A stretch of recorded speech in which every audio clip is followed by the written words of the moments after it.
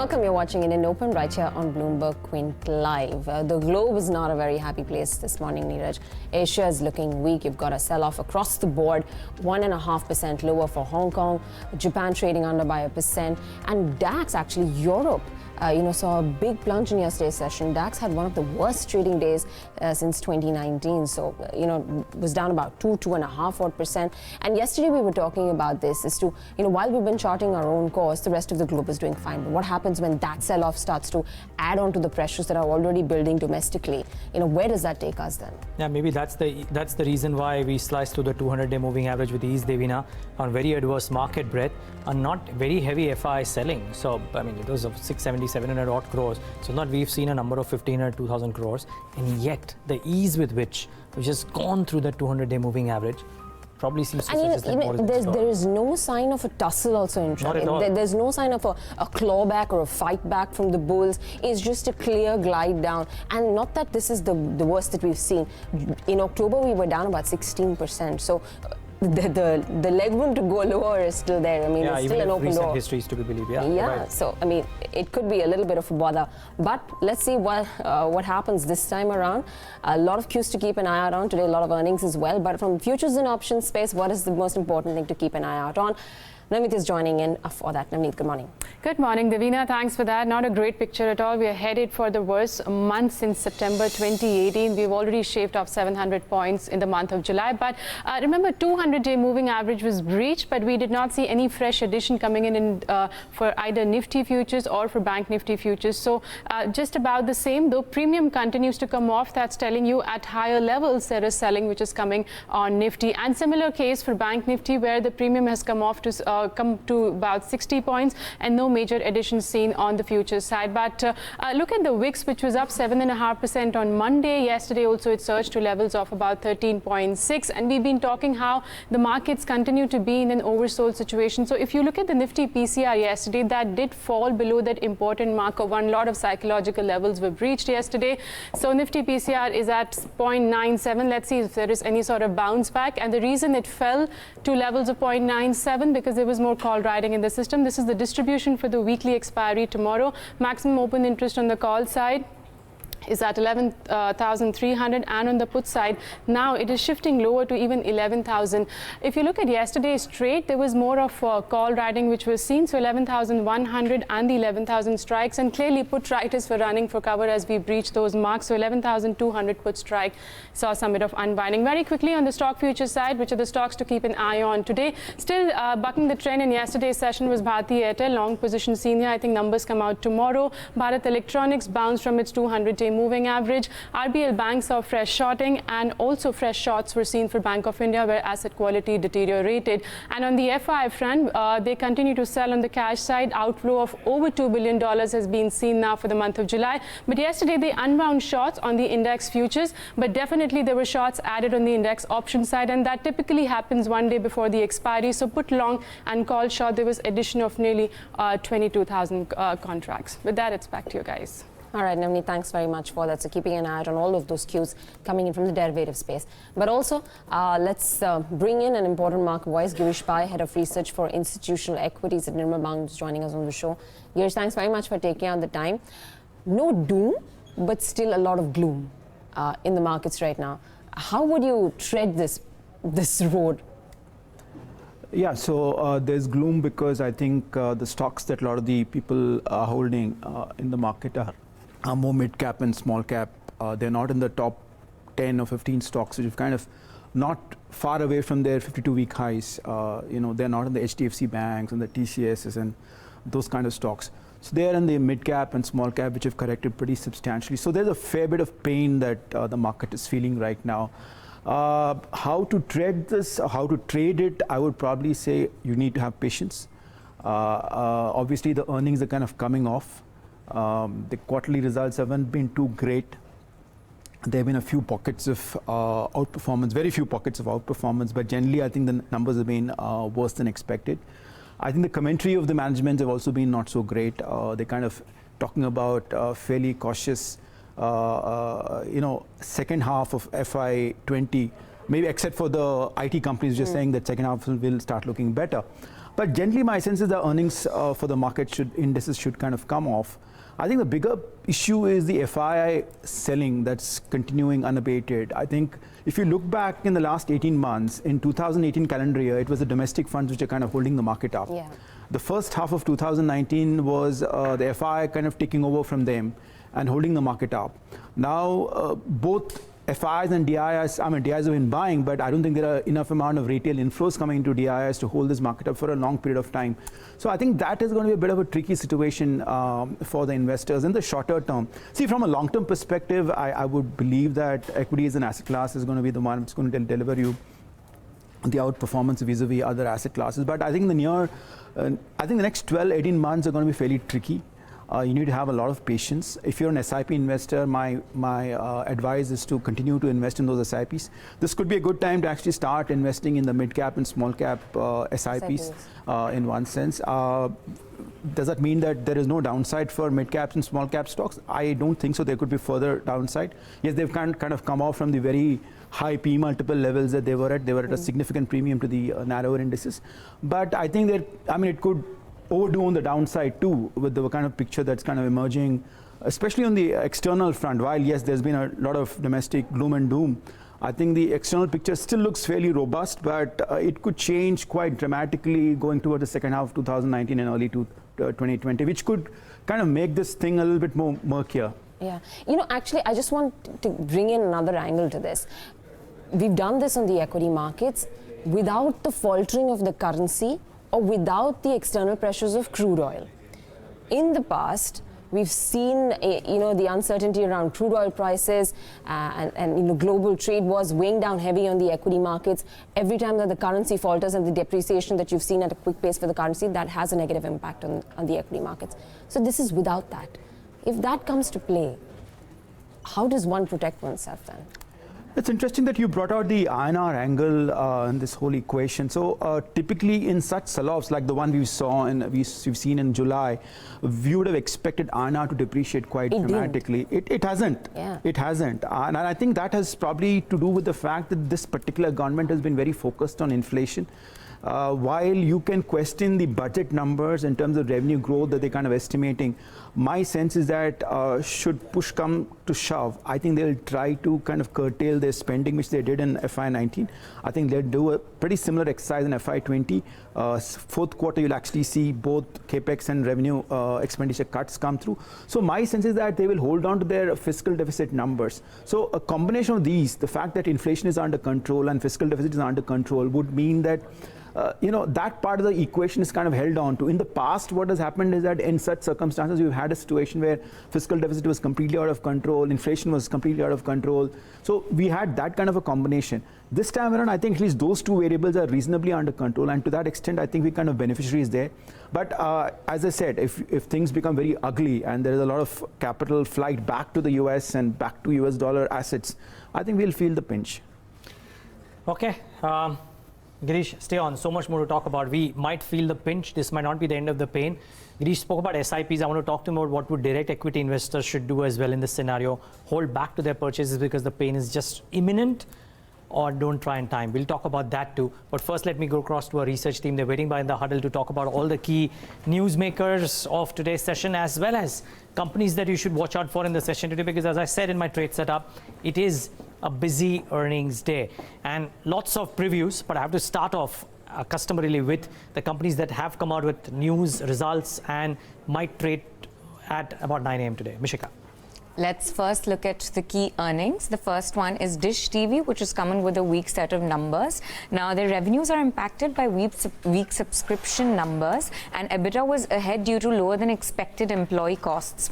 Reported margins seem inflated due to an accounting change. Now, SL Group deleveraging may be a key trigger for the stock as per analysts. Second on my list is Gujarat Gas. They came in with a strong set of numbers. Higher Morbi volumes drive record earnings for the company, and the National Green Tribunal has banned use of coal-based gasifiers at Morbi in March. Higher volumes and lower gas costs aided margins for the company. Third on the list is Gulf Oil Lubricants. Their numbers were in line with estimates. Their revenues are up 13%, net profits up 21%, and margins stand at 17.7% versus 16.5%. Now, lower raw material cost is what has aided margins mainly.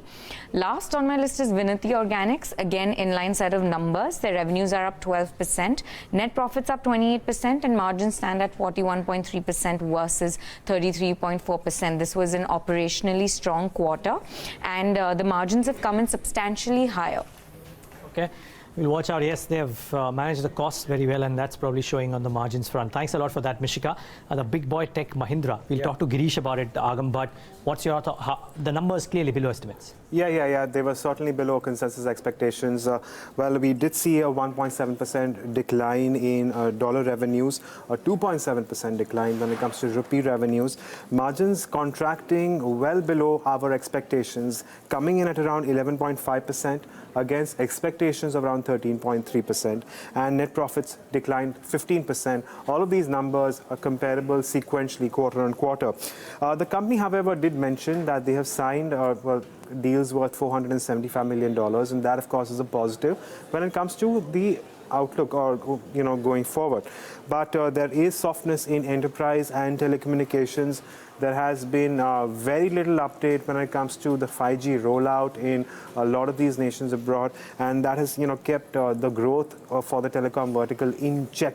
And of course, attrition has remained flat. But besides that, there are a lot of other factors which have worked against the margins. So there is, of course, wages, the higher visa costs, and of course, strong rupee, which has dented profitability for the quarter.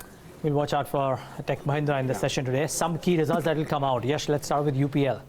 So before we start, a standard disclaimer, the numbers on a year-on-year basis are not comparable because of the fact that the company has started reporting Arista financials starting fourth quarter of FY19. So because of that, the numbers would not be comparable. Now, coming straight to the headline numbers, revenues are seen coming in at about 7,732 crore rupees versus 4,100 crores in the same quarter last year. EBITDA is seen at around 1,574 crore rupees. Margins are likely to be steady around the 20.5% mark for the quarter, while net profit is seen marginally lower at about 507 crore rupees versus 510. Now, key factors to watch out for would be the core revenue growth for UPL Corp excluding Arista, and that is likely to be in the range of 8 to 10%, with some brokerages even indicating a number which could be slightly higher, so around 11 to 12% on the upside. This would be led by strong performance in Europe as well as Latin America. Latin America being one of the largest markets for the company, nearly 30% of its revenues comes from that region. But delayed sowing in India as well as a weak North American market, that would restrict growth for the company, is why we are likely to see an 8 to 10% growth only in the top line. A stronger rupee against the Brazilian real would keep the currency impact muted and margins too in check at around the 20.5% mark. But that apart, there was a higher other income and certain one-offs in the base quarter of last year on account of Arista integration. So that would keep the bottom line restricted. So keep these factors in mind when UPL comes out with their numbers. Thanks a lot for that, Yash. Yatin, what is expected from two key auto names? Neeraj, let's start with Ashok Leyland. They will be coming out with numbers probably during the market hours. So we are expecting a revenues decline of nearly 6.2%. EBITDA expected to be lower by nearly 23%, and similar is the kind of decline that we are expecting for the profits. Margins also should see a decline of nearly 200 basis points on a year-on-year basis to come in at 8.8%. Remember, in the first quarter, we had the total volumes, the light commercial vehicles and the heavy-duty trucks, so on and so forth. The volumes were down 6%, and realizations, because of higher discounts, would be under pressure, almost flat on a year-on-year basis. And of course, the management commentary on the current demand situation, what do they expect in terms of pre-buy in the second half, is something that we will be watching out for as far as Ashok Leyland is concerned. Now, let's talk about Eicher Motors. Consolidated revenues are seen, down by nearly 6%. EBITDA, again, something like Ashok Leyland would see a double-digit fall by around 20%. Profits supported by other income as well as contribution from VECV should be a decline of 15%. Profits seen at 490 crores. Margins, this is one important factor that we'll be watching out for in Eicher Motors. Remember, the Royal Enfield volumes are down 19%. Your truck volumes, the VCV portion of it, that segment volumes are down 18%. So on an overall basis, the margins are seen at 27.2% versus a level of 31.8. So almost a 5 percentage points correction in margins is what we can expect as far as Eicher Motor is concerned. And of course, the management commentary on the Royal Enfield volumes, the demand moving ahead is something important to watch out for. A lot of speculation that there could be some volume guidance cut, or there should be some adjustment towards Royal Enfield production because of lower demand. All of these are the questions that the management should address in the press conference at 6 p.m. today. So let's see what they have to say, especially when the stock is at a multi-year low. Yep, let's wait and watch. And thanks so much for putting that into perspective. Sumit, what's expected from the oil major? Well, a weak set of numbers is expected from Indian Oil Corporation. Revenues are expected to be high by nearly 11%. EBITDA is expected to decline by nearly 47%.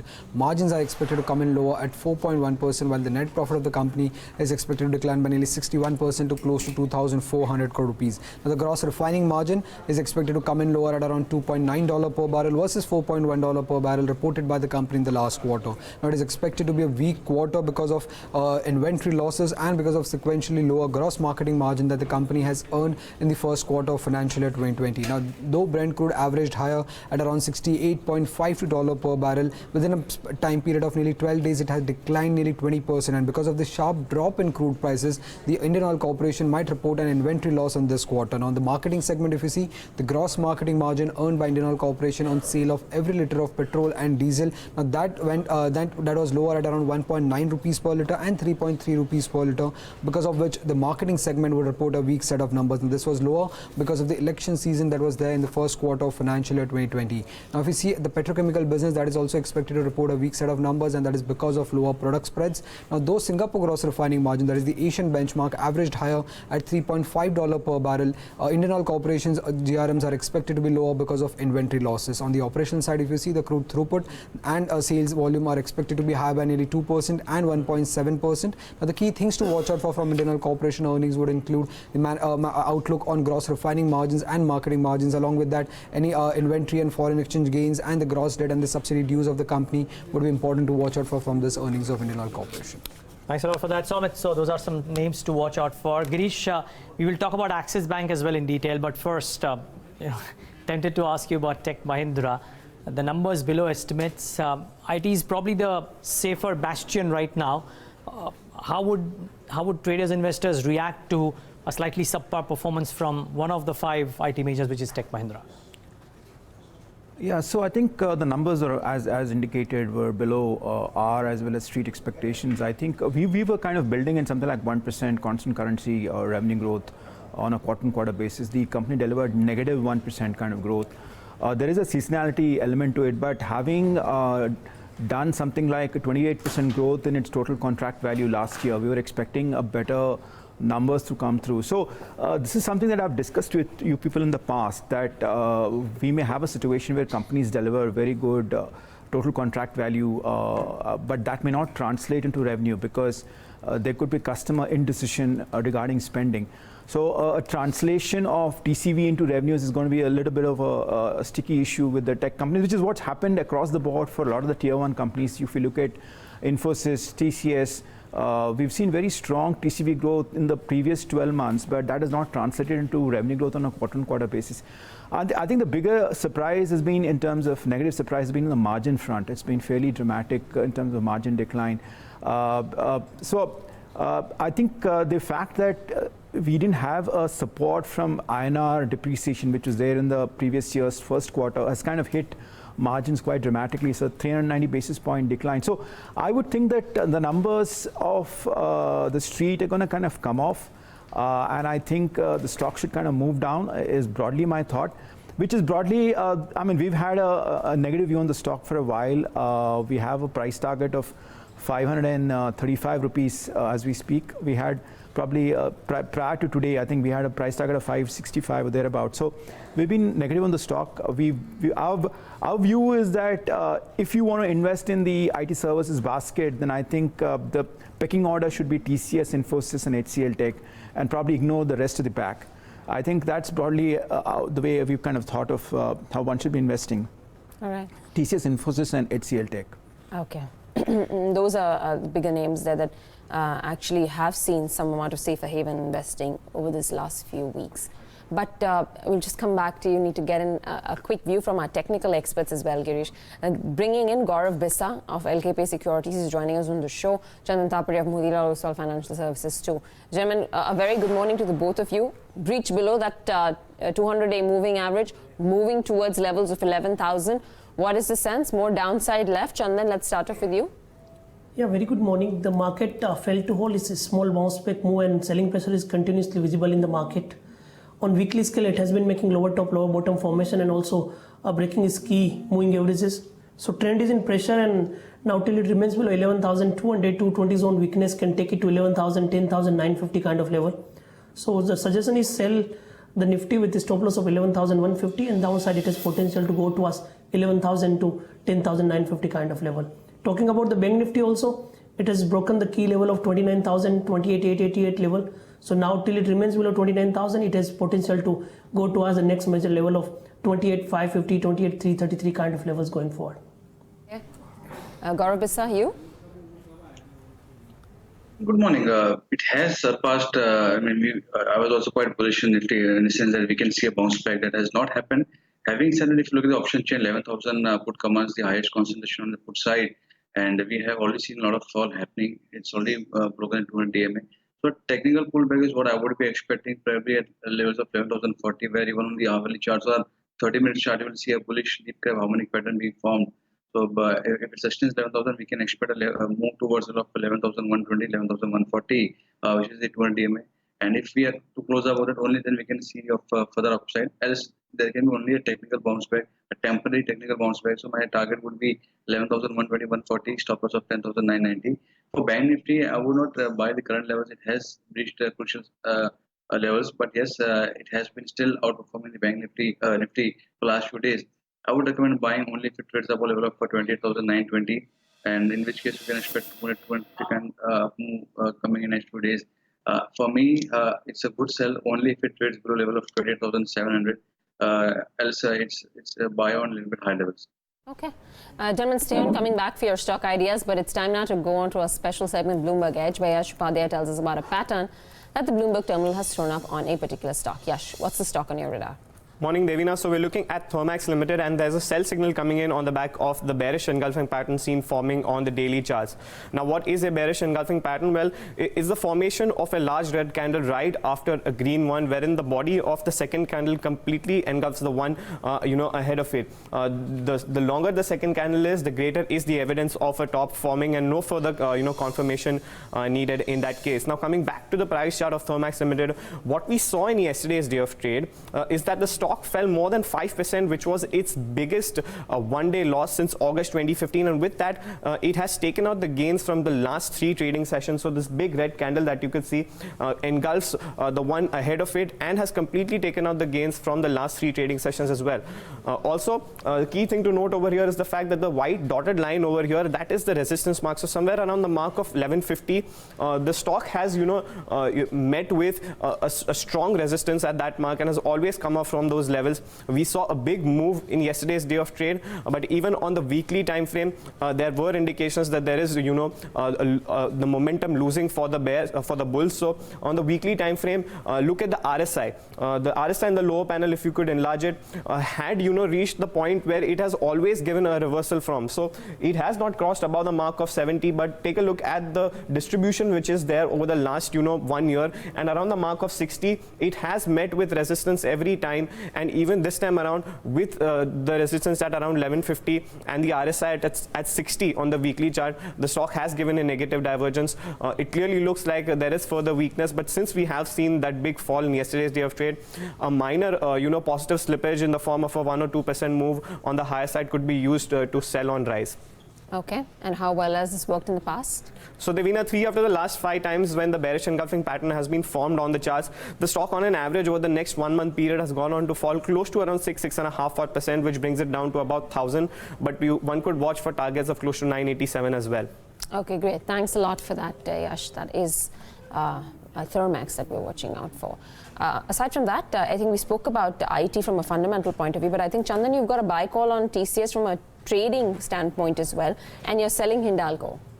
Yes, talking about the trading ideas, we have seen selling pressure in most of the markets, and major sectoral indices are down. Only a couple of IT stocks and FMCG stocks are holding well. Advanced decline ratio is in pressure because market has broken its major key level and making lower top, lower bottom. So, but still, even after the market decline, the TCS is holding well, and recently it has turned from its rising support tail line on the weekly scale and given a consolidation breakout of last 7-8 trading session. So that's why expecting some positive stance in the TCS. One can buy with a stop loss of 2140, and this stock has potential to move towards 2230, 2250 level.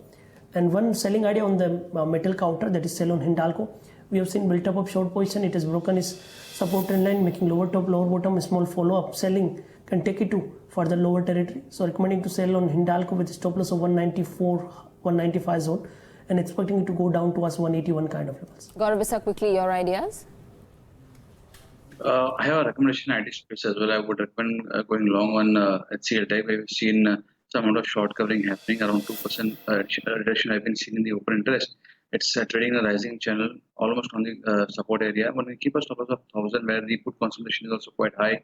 On the upside, 1055, 1060 is what I would be expecting. Second recommendation, I agree with Chandan on Hindalco, where we have seen a good amount of selling happening in the option chain as well. 200 call option has seen significant writing in the addition of shifting towards lower strikes, and it's given a breakdown on daily charts as well. It can slip towards 184, keep a stop loss of 192, 192.5, and sell Hindalco. Okay. Girish, we spoke about IT. The other pocket that's seeming to do okay now in this quarter in particular has been some of the consumer names. Volumes have been at par. They've not disappointed as such. What would you do now? Yeah, as a house, we've been positive on consumption. I think the only deterrent there has been valuation. A lot of these stocks are trading at 35, 40, 50 P multiple. So that is the only issue. And if you have a quarter of underperformance or not meeting street expectations, you could probably see some swift correction. But that has not happened in this particular quarter. You've seen broadly most companies meeting volume expectations despite talk of gloom in the rural sector and stuff like that. We've not seen any kind of great issues with volume growth and revenue growth across the consumer space. So I think they've kind of held on, but I think we've got to be very selective there. The stock we kind of like very much in that particular space is Britannia. For various reasons, the stock is kind of corrected because of some corporate governance issues, a lot of other things that have kind of played out there, which we think gives you a little bit of comfort from a valuation standpoint. But I think it's a fairly good stock from a long-term perspective. It can continue to compound at fairly good rates because they're getting into newer categories, newer products kind of coming out. On the consumer side, where we're very bullish on is the consumer durable space. We've kind of spoken about this in the past. Yeah. So that is a space that we kind of like a lot. Okay, and we'll talk about that in a bit as well. But Asia we're about to start pre-open, so that's coming back to Girish in just a few moments after taking those pre-open ticks. But SGX Nifty is down about 1/3%. Nifty 50 opens low, and so does the Sensex. I think it's just a little more volatile at this juncture. Individual counters and Axis Bank, that's the one that's going to take the knock in today's session. Commentary on those 8 accounts, 12,000 crores worth of a possibility of stressed assets there. That's not working too well. Initial move 10% lower. Tech Mahindra also barely scratching the surface. The stocks are down about 6% with regards to its earnings and what it delivered. Hindalco looks weak. SBI is down about 2.7% after yesterday's 4.5% drop. NTPC looks weak, about 1.7%. ONGC, Bharti Infratel, IndianOpen Bank, which lost a heavy sum yesterday, I think was down about 7%. L&T 1370 now. That's Reliance Industries, which is also looking weak yesterday. Too, Reliance Industries was the top loser. In terms of point contributions, ITC looking weak by 1/3%. Amongst the other gainers, we've got Eicher Motors ahead of numbers, 3% higher. Yes Bank, plunge of 9% yesterday. Today recovers a bit. Hero MotoCorp moves up a bit, so 2.2% higher. Titan, Tata Motors, Tata Steel all looking fine. For the currency, we're just about flat, so no major change happening out there. But the broader market pain continues, almost double in terms of the losers versus the gainers. Yeah, well, Axis, of course, remains in focus, and that will be the key draw. But just a couple of other stocks at the broader end of the spectrum. Sadly, Cafe Coffee Day continues to grind lower, so Coffee Day stock likely to start off another 20% lower. Shouldn't surprise. I know there's a bad news associated with it, unfortunate at that, but we got to look at the stock, and the stock is clearly correcting. That's leading to maybe some more pain for some of the names. At least the start for RBL Bank seems to be in the red, and a deep red. Let's see if it lasts or no. The stock has corrected quite a bit. Maybe Girish has a view on some of these banking names. Axis, RBL, we'll come to that in a bit, or then get Deepak Jasani and talk about those. Now, what else is correcting? Remember, yesterday we had IndianOpen, India Bulls, etc., all of them pulling back quite severely. So we'll keep an eye out for those as well. Is there anything doing well? That's the key question. Gujarat Gas, I think the numbers were good. And let's see if Gujarat Gas is reacting positively. And Vinati Organics, the number seemed okay. Let's see if that is reacting positively. Vodafone has this 5% uptick. I doubt it will last, but for now it is showing that 6.85. Let's see if this lasts or no. Okay, so 2 or 3 things that we should very carefully watch out for before we get back to Girish Pai for some of those things. Gaurav Bisa, a word on Axis Bank. At what, I mean, one, if you are negative there, till what levels would you be comfortable initiating a fresh short on Axis Bank? It has given a breakdown sort of on daily charts, but again, difficult to say where exactly it will open. But as long as it's trading, below level of 690, I would still initiate a short levels because there's a small gap that can be filled towards the level of 670, 665. So if it opens below 690 and not very deep below 690, then I will keep a stop loss of 697 and play for targets of 670. But if it opens significantly lower and opens around level of 670, then I would initiate the covering of my existing shorts. I would not be long in the name. Will give it some more time. If it sustains 660, 670, then probably a minor technical temporary bounce back can be expected. But I would not keep my shorts open. But if it's open around 690, that can be a shorting level. Remember, that's Gaurav Bisa's view. If it opens at 690, he might be comfortable doing a short, but at 670, he may not initiate a contra long, but he will cover his existing shorts because then maybe the risk reward might not be in favor. Now, Girish, I don't know if you track any of these individually, but these 2 or 3 names, and I wonder what you made of this, that bond trade that happened, the India Bulls NCD trading at some 25% yield, if you thought about that. But that notwithstanding, Axis Bank numbers, the pain in RBL Bank because of this continuous set of bad news that is coming in the commentary and then the Cafe Coffee Day exposure, and somehow the other names like IndusInd Bank, etc., also falling off. Yeah, so in Axis Bank, I think the entry of Amitabh Chaudhary has kind of, led to a big re-rating, and the fact that he publicly stated about an 18% ROE target, I think that had got considerably priced in prior to the results. So I think the results probably came a little bit of a disappointment considering the kind of credit cost numbers that came through. So I think that's expected in the kind of run-up we've seen prior to the results. I think the way the results have kind of come out. So within the large banks, we're positive more on ICICI Bank. We think there's a lot more room for that stock to run. Valuation-wise, we think that it can expand a little bit more. Plus, there is value being created in the subsidiaries, be it from the insurance side, on the asset management side, which is not there in Axis Bank, so to speak. But within the overall financial services space, we think that the large asset quality problems are behind us. But having said that, we could probably see some skeletons keep popping up every day, considering the kind of difficult domestic environment we have, the tighter liquidity conditions.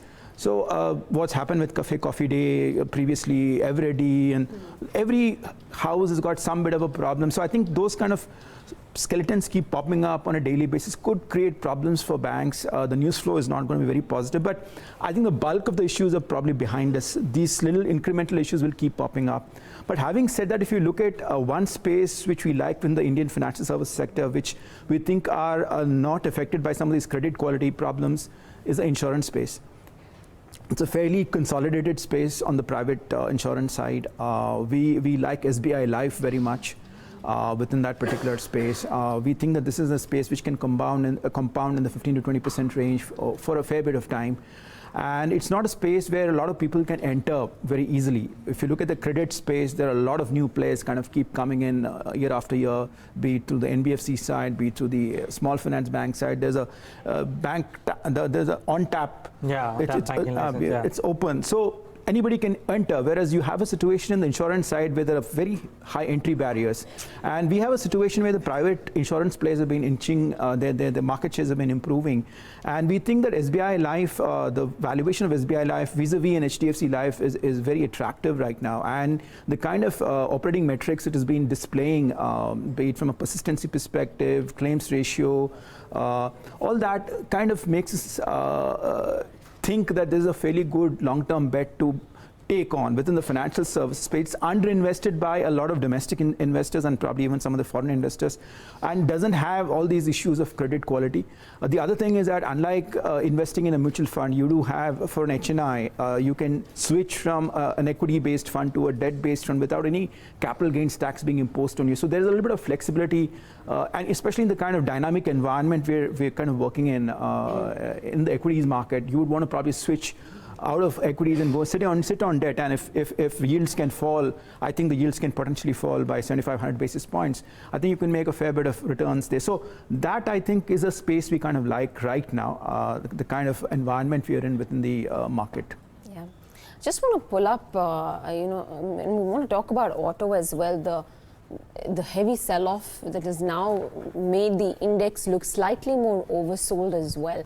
Remember, if you were to take a look at the auto index in a weekly perspective, a weekly chart of the auto index tells you that you're at some key support levels. You may actually breach these support levels on the downside, which could then trigger a further sell-off. But in the past, you've actually seen the auto index take support at these levels and reverse from these levels. So is there a potential to do that this time around as well? Remember, it's already corrected 43% from the peak that it had hit. So, the retracement has happened. Whether or not you'll actually see a reversal of that is something to be watched out for. But Gaurav Bisa, your take on, the heavy sell-off within the auto pack as a whole. I think the RSI is now at 26 odd. The low it had hit in the month of September when the sell-off had happened initially was about 23. So heavily oversold. What does one do now? Don't just look at the something being the oversold. Some entity can be remain oversold for weeks, if not months also. So I would not look at that part. Also, if you look at the RSI, there has been bouts of positive divergence that auto index has been showing, and many of the auto index are also showing positive divergence, whether it is Maruti, Hero, Motor, Bajaj for that matter. But that has not been fruitful so far. I would not recommend fresh shorting in these names, but since, as you mentioned, they are oversold, the risk was not that favorable. But I would wait for a reversal candle before taking a long bet. Till then, it's an avoid for now. We have seen that every jump, every rise in the sector is utilized to create fresh short positions in many of the individual names, and the index itself has broken crucial support area. So it's not going to be very easy for the index and the stocks to see a reversal. I would wait a bit, let the pattern form, let us see stability, not just one day, but a 3-4 day stability is what I would be expecting, and then play, because then we are talking about the reversal in a very large sector. So give it 2 or 3 days. I would not recommend anything just because something is in the reversal. Probably start booking out the short positions, but avoid longs here. And we'll talk to Chandan about this as well. Maybe taking final thoughts from Girish on autos, because that's a busy sector today, a clutch of companies coming out in numbers too. But it's time to talk first about the key things that you need to know to keep so that it will help you be ahead in trade today. First up, a contingency provision of 994 crores led to Axis Bank's net profit missing estimates in the June quarter. Asset quality remains stable. The stock likely to start off a couple of percentage points lower. Hero MotoCorp reports earnings in line with estimates. Profits rise on account of an exceptional gain. Tech Mahindra's earnings disappoint in a seasonally weak quarter. Revenues and operating margins fell below expectations due to softness in enterprise and telecom businesses. Tata Motors is in search for partners for Jaguar Land Rover to lower the financial burden of its capital expenditure during the ongoing sales slowdown. Dr. Reddy's gets Form 483 from the US FDA with 5 observations for its Andhra Pradesh unit, whereas Alchem Labs gets a Form 483 with 4 observations for its facility in Baddi. Lastly, Rakesh Jhunjhunwala's Rare Enterprises buys 1.1% stake in Jubilant Life Sciences at 432 rupees per share. Okay, Girish, very quickly before we thank you, you guys have done some work on this whole exposure that select banks have on Coffee Day. I saw a note from your banking analyst on RBL at least. Any thoughts that you want to leave us with? Can this have collateral damage for some of the lenders, particularly RBL Bank? No, I think the stock has corrected quite a lot. I think from about 700 levels, it's kind of come down to what it's almost like 400 on levels right now. So there's been a fair bit of correction. I think that prices in a lot of the negative news. I don't think, as I said, it's a situation where you keep new things kind of popping up on a daily basis, which kind of hits these smaller banks a lot more than the larger banks. That is probably the reason why. And also, I think RBL Bank had probably been touted to be the next, some people thought the next HDFC Bank in the making and stuff like that. So probably people are a little taken aback by the adverse turn of events on the asset quality side. Are the credit assessment norms as good as what HDFC Bank has got and stuff like that. So those are probably the thoughts that are kind of playing out. But we kind of, while we moved from a buy to an accumulate, I think at these levels it looks interesting. As I said, there are these kind of things which can keep popping up. It's an issue of the difficult macro environment we're kind of sitting in, and as banks pull back, of some of the other larger banks pull back lending, I think that can hit growth and credit quality of some of these other corporates in the market, which can have some kind of collateral damage to some of the other banking institutions, is the way I kind of look at it. Yeah, okay, fair call. And Girish, much appreciate you taking the time out and being with us today. This really works. Thanks so much for joining in today. Keep in mind, viewers, while Girish is saying that this might be interesting levels to look at, he's saying that you need to monitor the situation. If indeed accidents happen, then growth could get pushed by a quarter or 2 or 3 back. So you've got to monitor this yourself in a situation like this. Don't take any answer as sacrosanct. So keep that at the back of your mind. We'll get in Deepak Jasani in a bit, but Chandan Thapare has been with us. Chandan, aside of what's happened to one or two of these names, when we look at the start of the trading day today, how would you trade the Nifty Bank or any of the large cap banks, RBL, Axis? RBL is not large cap, but RBL, Axis, or any of the others?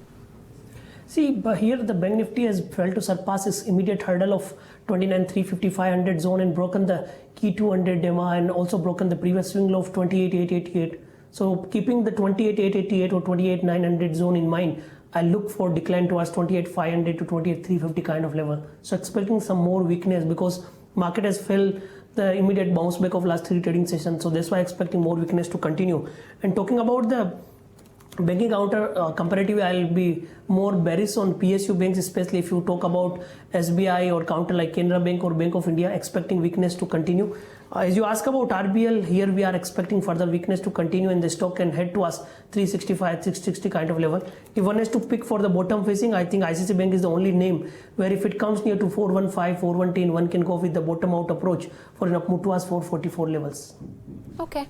Let's get in your top calls then. Chandan, staying with you. Yeah, 2 trading ideas I've discussed. If one has to look at the bullish side and market is opening down, so one can look at the TCS. Comparatively, this stock has potential to outperform the market. The Nifty IT index is holding. It is respecting to its rising support till and the weekly scale. So expecting some positive stance in the TCS for an up move towards 2230, 2250 kind of level. Okay. What about you, Gaurav? I would recommend being short on Hindalco with the kind of breakdown and the sentiment of the market is concerned. I think there can be some more slippages can be expected in the name. So at the stop of 192, one can sell Hindalco. The targets for this could be 184. All right, this is how the markets are starting off this Wednesday morning with a bit of red, quite a bit of red actually, over 0.5% already is at the start. And particularly for the Nifty Bank, I reckon dragged down by Axis. I don't think it'll just have a 2% up down tick, but let's wait and watch. Let me not rush ahead of myself. The mid cap and the small cap indices too should come up on your screen and down. So, today is unlike the other days wherein we start off soft or in the green and then correct. We're starting off lower and that's not a good sign. Very close to 11,000 by the way. Tech Mahindra Axis, 2.5 Axis, certainly not the 1.5% that the opening rates were showing, the pre-opens were showing. Tech Mahindra incidentally is the bigger loser. So the numbers, maybe the street didn't expect this from Tech Mahindra. Actually, the street didn't expect this from Axis either. So both of them starting off lower.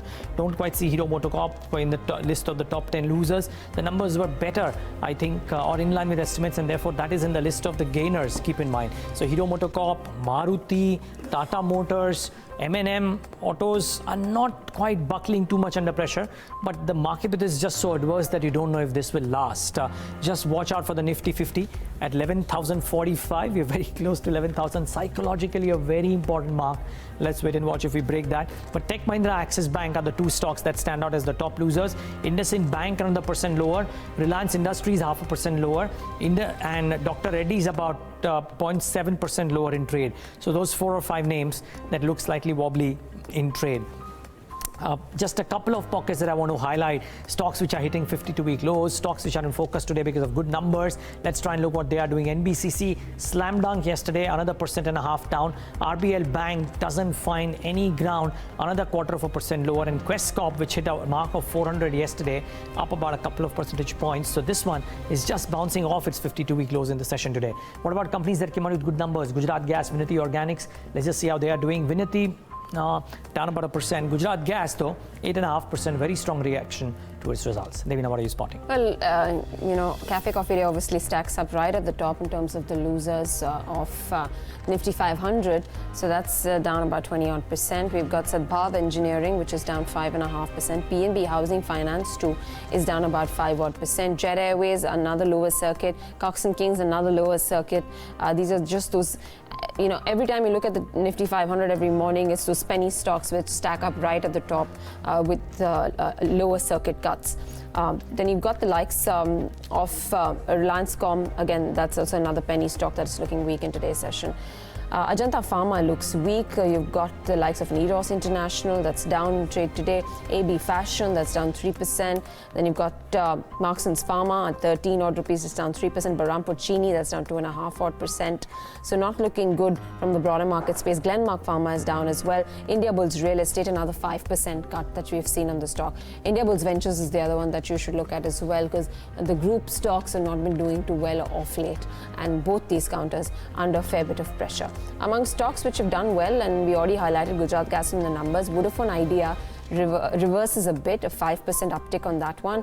Heidelberg Cement reported its numbers yesterday. The stock didn't do a whole lot much, though. It was actually above street expectations, the numbers that it reported. But today's session is up about 2.8%. Orient Cement does the same. It's up about 1.9%. Dish TV, Varun Beverages, Max India, and some of the other smaller banks are doing okay. And Spark is up about 1.4%. But 1:4 market breadth in favor of the declines. So looking at a very tepid start. Yes, looking at a very tepid start. Deepak Jasani, Head of Retail Research at HDFC Securities, with us on the show. Deepak, thanks so much for waiting by patiently. Good morning. Great having you. Let's, just straight off the bat, Deepak, the 2 or 3 names that are standing out as key performers today. Axis Bank, Deepak, if you guys have that within your coverage, what did you make of the results, and more importantly, the commentary that came in the call as well? Did it run up a bit too much ahead of itself, and therefore would you believe that there could be some downsides to this? Good morning. I think the bank came out with decent numbers. The slippages and the NPA movement has been a little bit of a negative surprise. They have been cautious going forward, and the stock price, having moved up very sharply to 800 plus levels, has now reacted. Could react a little more from here, looking at the overall market conditions. But I think the stock remains one of the top picks, maybe not at the current price, but on to be bought on in a staggered manner on dips. The other one that is starting off really poorly today, Deepak, is Tech Mahindra. Now, we all know that the numbers were below estimates, but this is more of a defensive pocket. 4% correction done already at 615. What would your verdict be?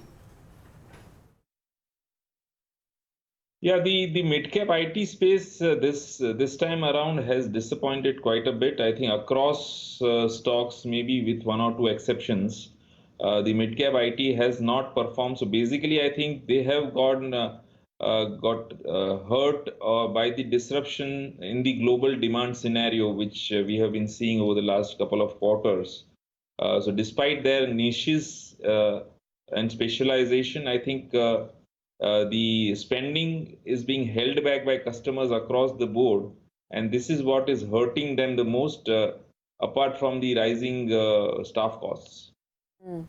Deepak, which pockets right now are you feeling that the pain is still pretty predominant, and it could last for a slightly longer period of time considering how earnings have been shaping up? And would you see a big derating in terms of the earnings growth projections that were made earlier on?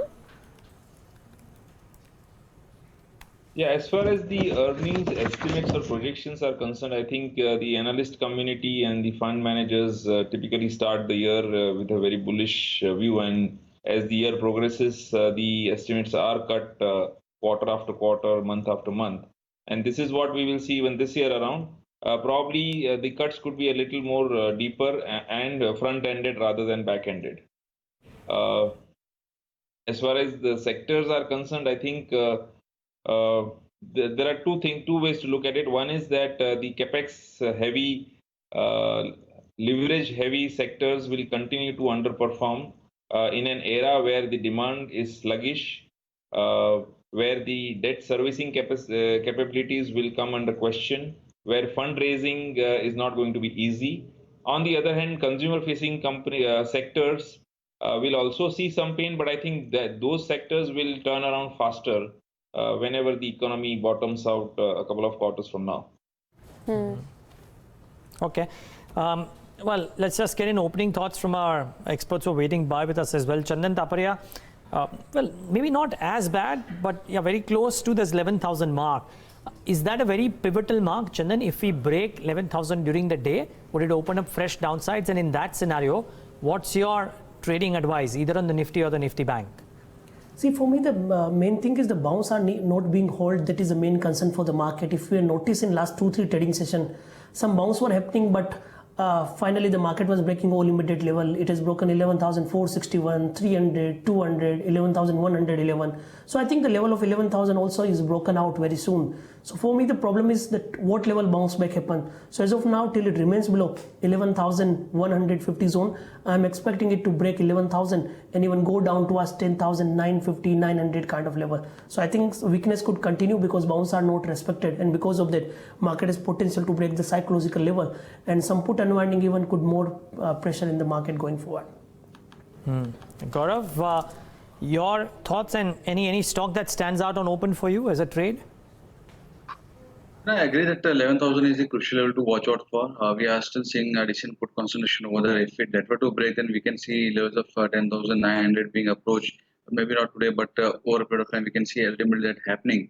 As far as fresh stock-specific recommendations concerned, Britannia is one that is looking quite wobbly. It has now broken crucial support area. As long as it's trading below levels of 2,600, it can slip towards level of 2,500, maybe below 2,500. So for me, that is one time that should be on the radar. All right.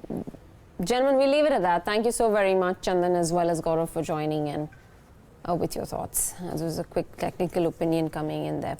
Deepak, I mean, we've been talking a whole lot about how safer haven investing has been happening in specific IT names. But you said obviously mid-cap IT is suffering a little bit more than the large cap names. Consumption as a pocket is doing fairly okay. Pharma, a few picks here and there seem to be holding on to shareholder value. Would these stocks continue to attract investments because of the sheer lack of other investment opportunities?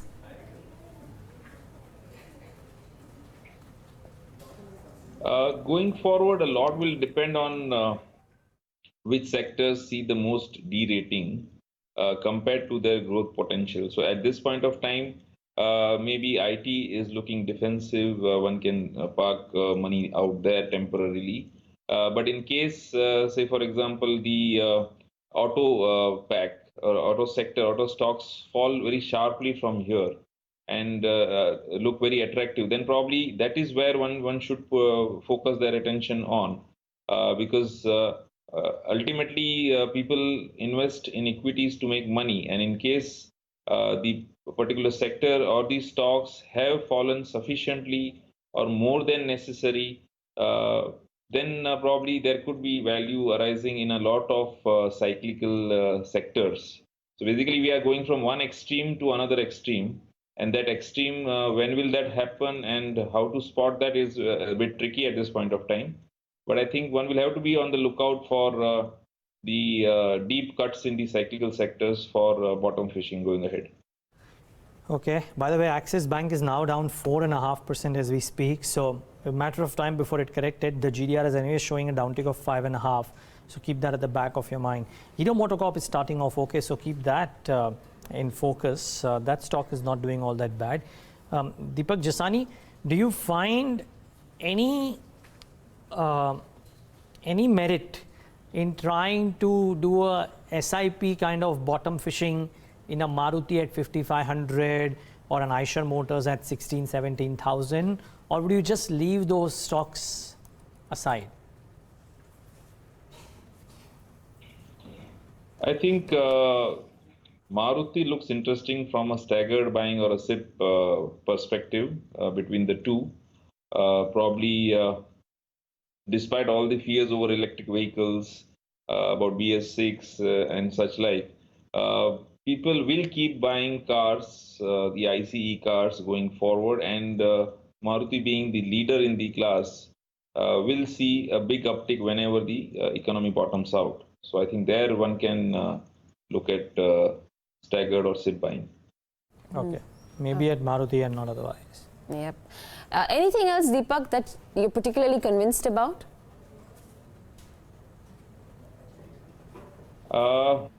I think cement as a space is looking interesting. Of course, the demand for cement keeps fluctuating depending on the government spend, depending on the real estate spend.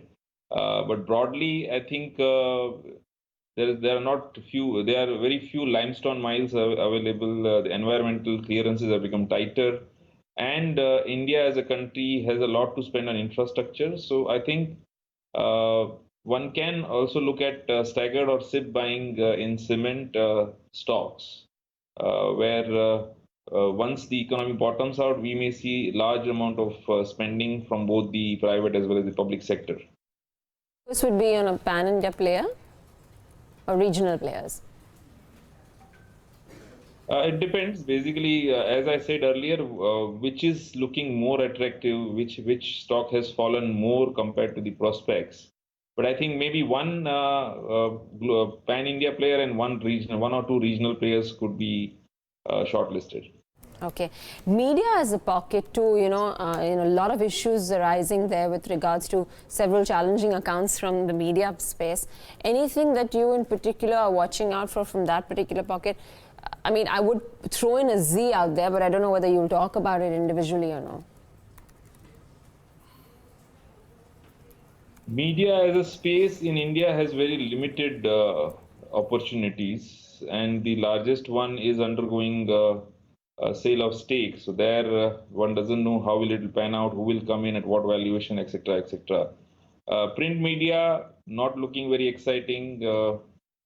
Apart from that, I think there are very limited players in the media space, and there's a lot of disruption, technology-led disruption happening in the media space. So one does not know as to which company will adapt faster to the technological changes and will be a winner in the shorter or medium term. So that is a very tricky call.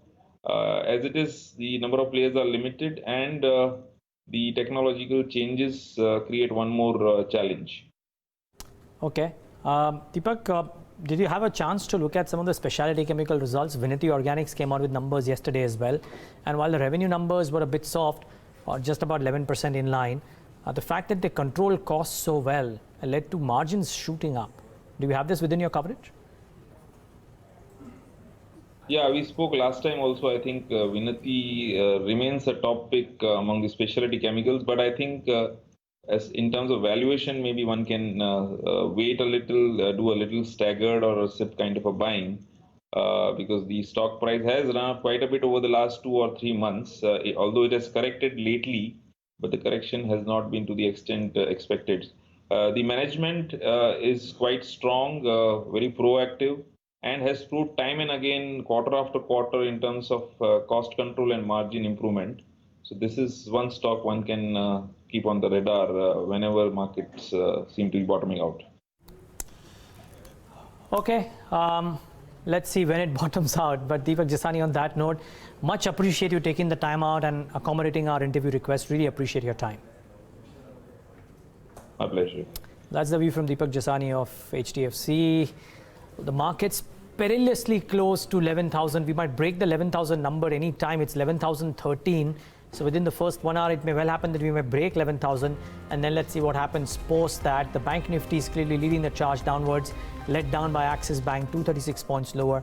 Let's wait and watch how this shapes up. We take a break. And while we'll keep a keen eye out for the markets, but on the other side, couple of corporate conversations. Arun Kumar of Strides Pharma Science and Ravi Viswanath of Team Lease join in to talk about the business momentum and how the quarters went by.